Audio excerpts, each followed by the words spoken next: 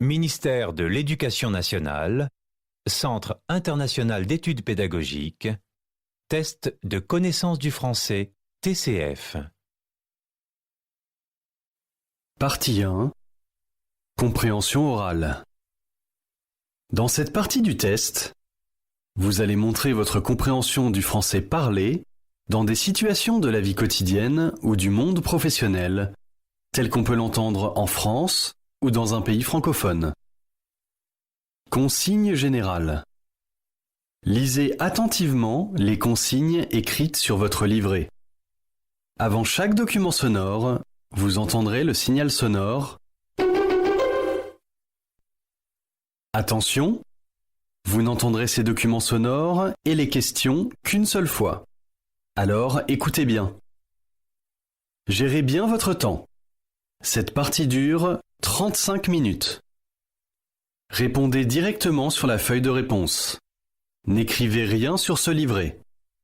Vous devez choisir une seule réponse, A, B, C ou D, et cocher une seule case sur la feuille de réponse.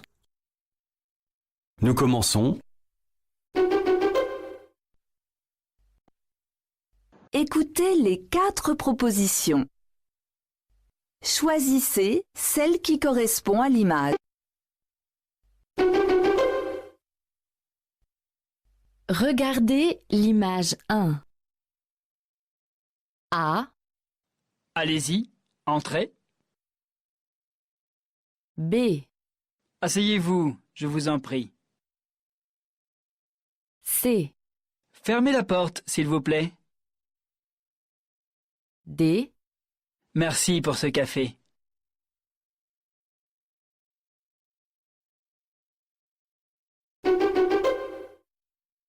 regardez l'image 2. A, À bientôt, au plaisir de vous revoir. B, Le programme est affiché sur la porte. C, Voici la salle pour prendre le petit déjeuner. D, Vous pouvez laisser vos bagages là.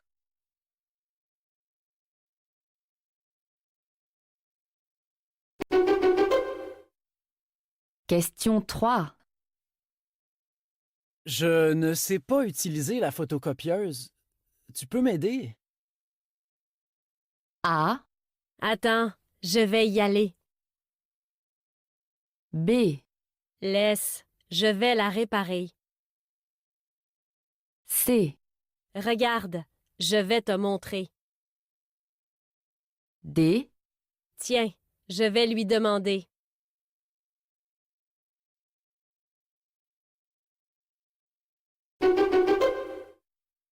question 4.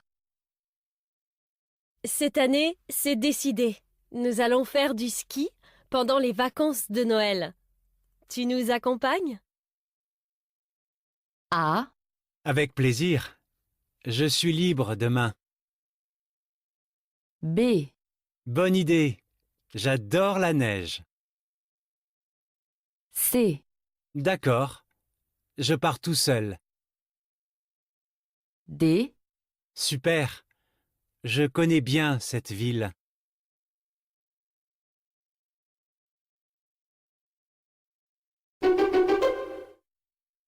question 5. Salut Sylvie, ça va? T'as l'air fatiguée. Quand est-ce que tu pars en vacances? A, j'ai mon vol mardi prochain. B, je reste 5 jours sur place. C, je vais visiter l'Italie. D, je voyage avec mes collègues.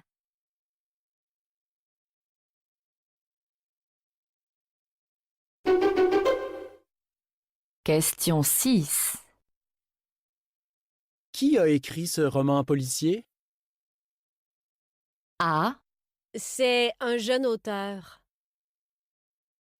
B, Il est en solde aujourd'hui. C, Je le trouve intéressant. D, Ma sœur me l'a offert.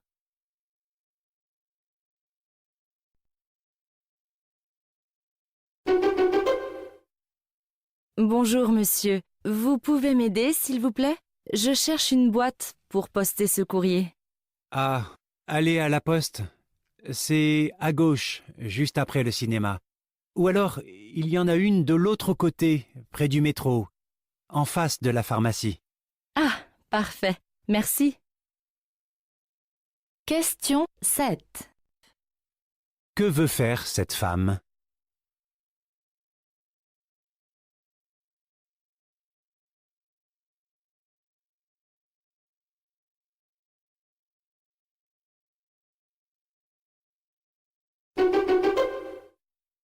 Salut Laura. Tu fais une drôle de tête. Tu ne te sens pas bien? Non, je pense que je n'ai pas réussi mon examen d'histoire. Je n'ai pas pu réviser. Samedi, je suis allée au cinéma et dimanche, j'ai joué au tennis. Tu pouvais travailler le soir? Mais j'étais beaucoup trop fatiguée. Question 8. De quoi Laura a-t-elle peur?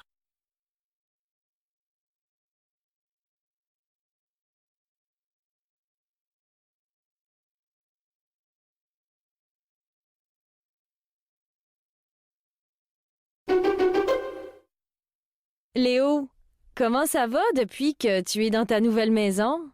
Ça va, mais je n'ai pas encore Internet. Mince alors. Et est-ce que ton téléphone fixe marche au moins? Oui, mais je n'en ai pas vraiment besoin. Je viens de m'acheter un ordinateur tout neuf, mais sans Internet. Je ne peux pas travailler et contacter mes clients. Je comprends. Tu as vu quelqu'un pour arranger ça? Question 9.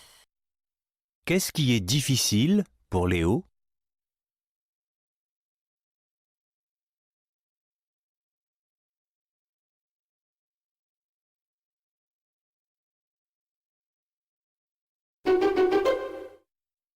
Ça te dirait d'aller voir Liberté ce soir? La séance est à 20h. D'accord, mais pas à 20h. C'est l'heure où je quitte le travail. Allons voir Séraphine alors. Il passe à 21h. Je l'ai déjà vu. Et pourquoi pas l'arbre? Il n'est pas encore sorti. Question 10. De quoi parlent ces deux personnes?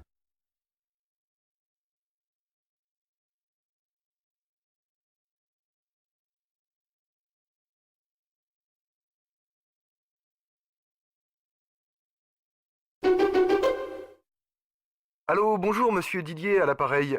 Je téléphone au sujet de la livraison des articles dont la référence est 433 JS. S'il n'est pas trop tard, j'aimerais ajouter 2 ordinateurs supplémentaires. Il n'y a aucun problème, ce sera fait. Question 11. Pourquoi monsieur Didier appelle-t-il?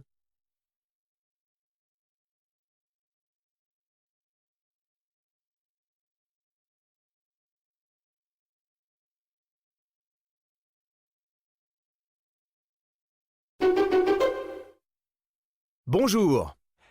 Votre professeur de mathématiques a téléphoné. Il a un problème personnel et ne viendra pas aujourd'hui. Il sera là pour votre prochain cours vendredi après-midi de 14h30 à 17h30. Je reste avec vous dans la salle jusqu'à 10h. Faites ce que vous voulez, mais en silence. Question 12. Qu'apprennent les élèves de cette classe?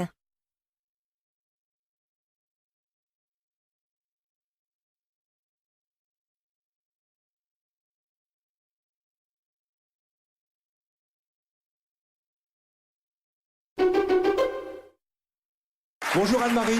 Bonjour Nicolas. Vous êtes de Limoges, vous habitez Île, mais vous êtes en vacances ici en Auvergne. Absolument. Ça vous arrive souvent de venir dans la région voisine? Oh oui.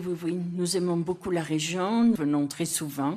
Que faites-vous? Vous louez un gîte? Vous allez chez l'habitant? Oui, on à loue un l'hôtel? gîte, oui. Gîte rural? Oui, c'est très intéressant parce qu'on connaît des gens comme ça qui nous aident à découvrir des choses qu'on ne connaîtrait pas autrement.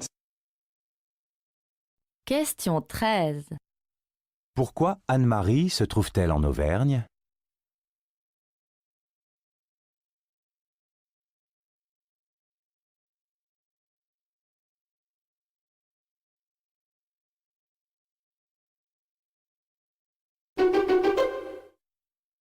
Je m'appelle Pascal. Ça fait 4 ans que je travaille dans une école maternelle. Je suis chargée d'aider les enseignants dans la classe. Alors, le plus dans le métier pour moi, c'est les relations avec les enseignants et les enfants. Ça, on a vraiment beaucoup de chance à ce niveau-là, surtout avec les enfants. Les côtés négatifs du métier, je dirais peut-être les journées un peu longues dans le bruit, parce que les enfants sont quand même en général bruyants. Question 14. Qu'apprécie Pascal dans son métier?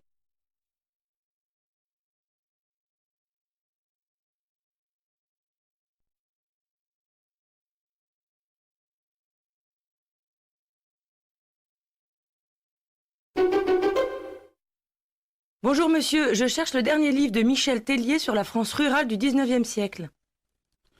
Oui, attendez un moment, je demande à mon collègue. Bien. En fait, il ne nous reste que son dernier roman. L'ouvrage que vous cherchez est en rupture de stock. Nous en recevrons quelques-uns dans 2 semaines. Je peux vous en garder un si vous voulez. Oui, très bien, merci. Je reviendrai, gardez-moi un. Voilà madame, c'est noté. Merci beaucoup, à bientôt. Question 15. Que propose le vendeur à la cliente?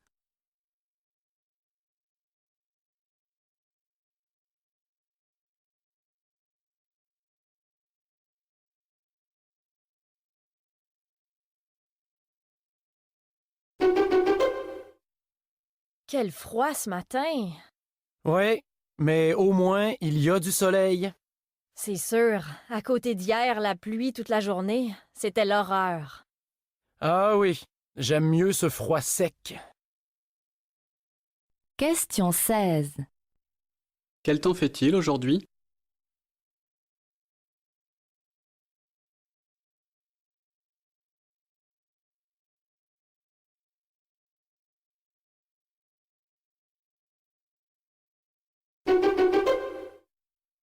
Sylvie, qu'est-ce qui vous plaît plus particulièrement dans votre travail? En tant que responsable multimédia, je suis également conceptrice de formation en ligne, formatrice de formateurs et enseignante de français langue étrangère. C'est ce dernier point qui m'attire. Un de mes centres d'intérêt en français langue étrangère concerne le développement d'une politique linguistique en faveur du français comme langue de communication, et pas seulement comme symbole d'une certaine culture et du pays des droits de l'homme ou comme langue de l'amour. J'essaie de montrer que l'apprentissage des langues est une passerelle entre les peuples et les cultures. Question 17. Quel objectif Sylvie poursuit-elle en enseignant le français langue étrangère?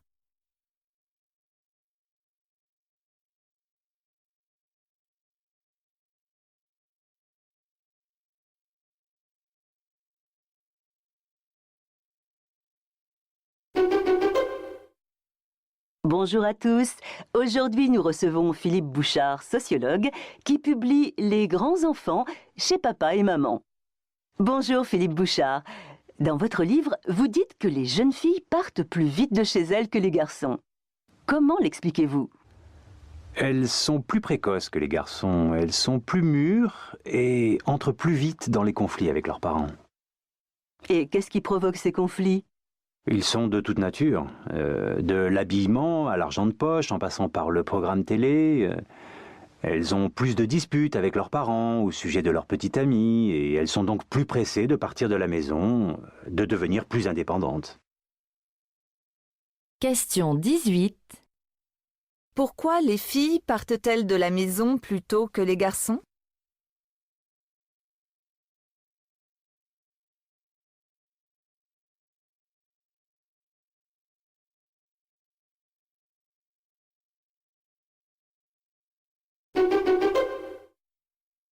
Bonjour monsieur, puis-je vous renseigner?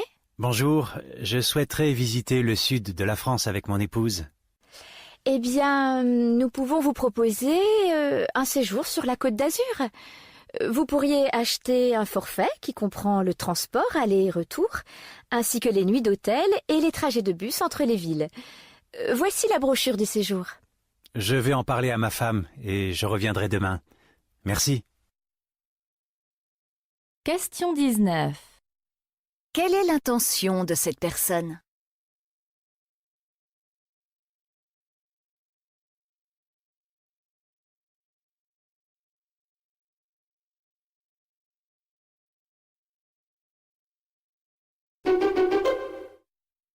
Dis-moi, Paul, c'est quoi la pêche blanche au Québec? On l'appelle blanche parce qu'on pêche l'hiver à la ligne en creusant des trous dans la glace des lacs et des rivières gelées. Mais vous devez geler et attendre le poisson sans bouger. Non, car chaque pêcheur se protège du froid en installant une cabane en bois au-dessus des trous. C'est une pêche d'intérieur? En quelque sorte. En tout cas, le poisson est bien frais. Question 20. Pourquoi les pêcheurs utilisent-ils une cabane?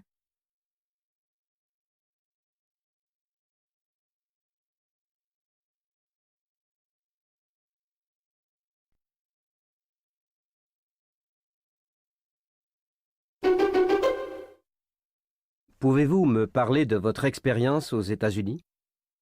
Est-ce que ça vous a plu? Oui, beaucoup. Je suis restée là-bas 1 an. J'étais l'assistante d'une institutrice dans une école maternelle. C'était votre premier long séjour à l'étranger? Aussi long, oui, mais je suis déjà partie plusieurs fois en Grande-Bretagne pendant les mois d'été. Nous avons de la famille à Londres. Vous n'avez donc pas de difficulté pour communiquer en anglais? Non, je suis parfaitement bilingue. Question 21. Qu'apprend-on sur cette jeune femme?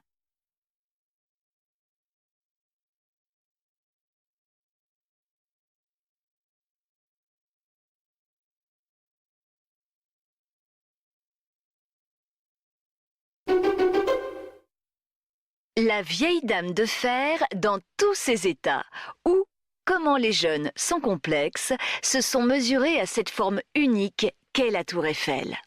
Pour ce concours organisé par la Fondation Eiffel, adressé aux élèves des écoles d'architecture, la consigne était de rêver. Concevoir un édifice de très grande hauteur sur le Champ de Mars à Paris, à distance, accolé ou à la place de la Tour Eiffel. 3 étudiants suppriment donc carrément la tour. À la place, ils y construisent un aéroport vertical ou creusent un puits de lumière avec de vastes plateaux. D'autres choisissent de la rendre habitable en comblant ses vides par des baies de couleurs ou la dot d'un jardin suspendu. Question 22. De quoi traite ce reportage?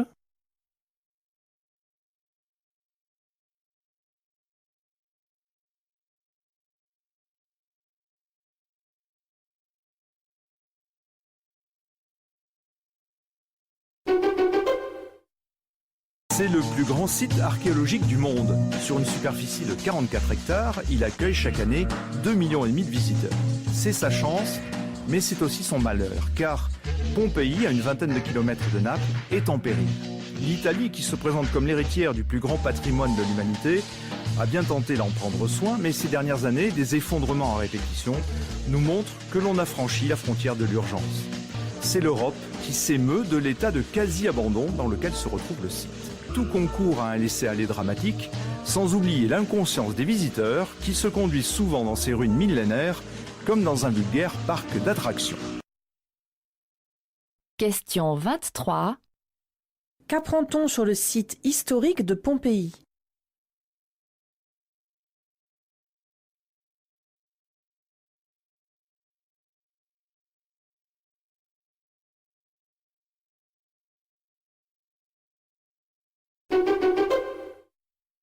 Je suis un marcheur, et mes vacances se passent à marcher parce que ça me permet de réfléchir.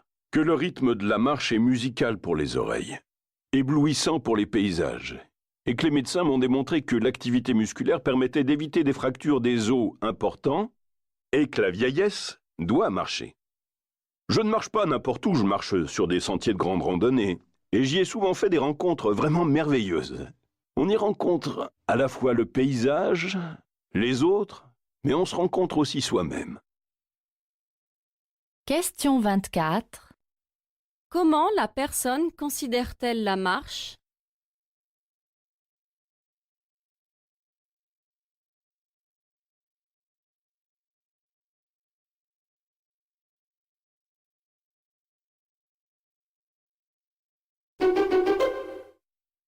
Les plus de 60 ans, ils sont près d'1 milliard sur la planète, 15 millions en France, et ce nombre a vocation à grossir. Aujourd'hui, les seniors, c'est 23% de la population française. Bientôt, ce sera 30%. Des seniors qui voyagent, qui consomment, qui s'équipent, des seniors dont la santé vacille aussi et qui entrent dans la dépendance. Un marché juteux pour les entreprises et un formidable gisement de croissance et d'emploi qui n'a pas échappé à Michèle Delaunay, la ministre déléguée aux personnes âgées. Dans le secteur de l'aide à domicile, on considère qu'il faut 220 000 emplois de plus d'ici 2020. Incroyable. Aucun autre ministère ne peut proposer autant de champs de croissance. Question 25. Dans ce reportage, qu'apprend-on sur les seniors ?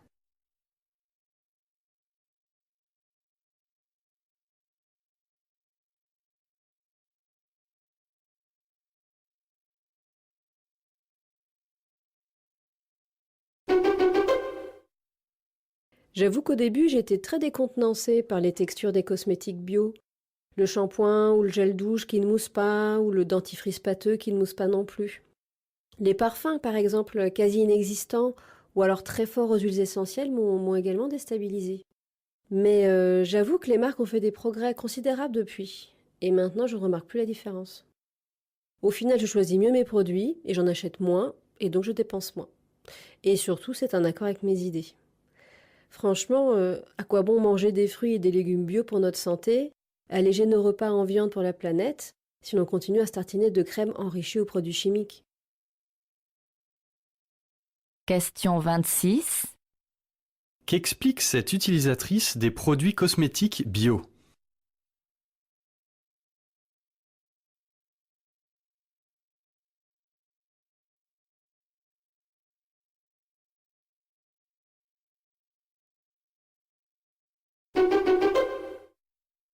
Les Français plébiscitent l'idée, la droite et la gauche sont dans l'ensemble plutôt d'accord. Alors faut-il rendre obligatoire le service civique pour aider nos jeunes? Et pour y répondre, je reçois Nadia Bellaoui. Aujourd'hui, le service est plébiscité par les jeunes qui le font. Puisqu'il fait du bien aux jeunes, pourquoi ne pas le rendre obligatoire? Le service civique fait du bien aux jeunes, précisément parce qu'ils ont décidé de rendre un service à la nation. Ils en sont parfaitement conscients. Vous savez, on n'a pas idée de remercier quelqu'un pour un service qu'il n'a pas choisi de rendre. Question 27. Que dit Nadia Bellaoui au sujet du service civique?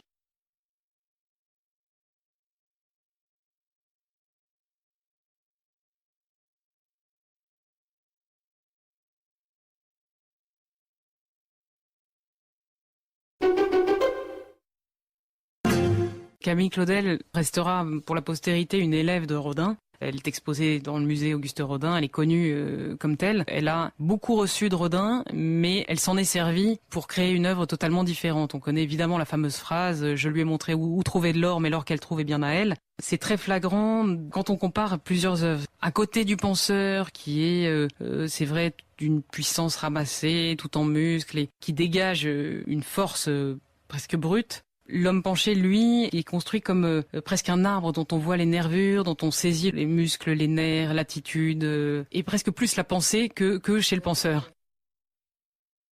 Question 28. Sur quoi porte l'intervention?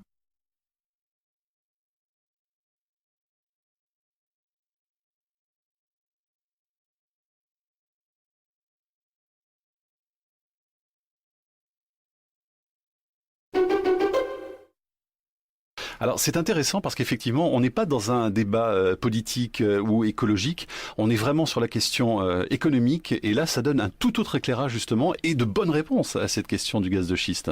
Oui tout à fait, en fait on voit aujourd'hui que le débat est très mal posé parce que d'un côté on nous parle de gains économiques qui sont supposés rapides et sûrs et de l'autre un coût environnemental qui maintenant soi-disant est sous contrôle parce que ça fait longtemps qu'on fait de la fracturation hydraulique et qu'on peut voir dans d'autres pays quels sont les effets du gaz de schiste. Mais en réalité, quand on se penche uniquement sur les effets économiques, on se rend compte qu'ils ne sont pas aussi élevés que ceux que nous avancent les pro-exploitations. Question 29. Quel est le constat de l'intervenant sur l'exploitation des gaz de schiste ?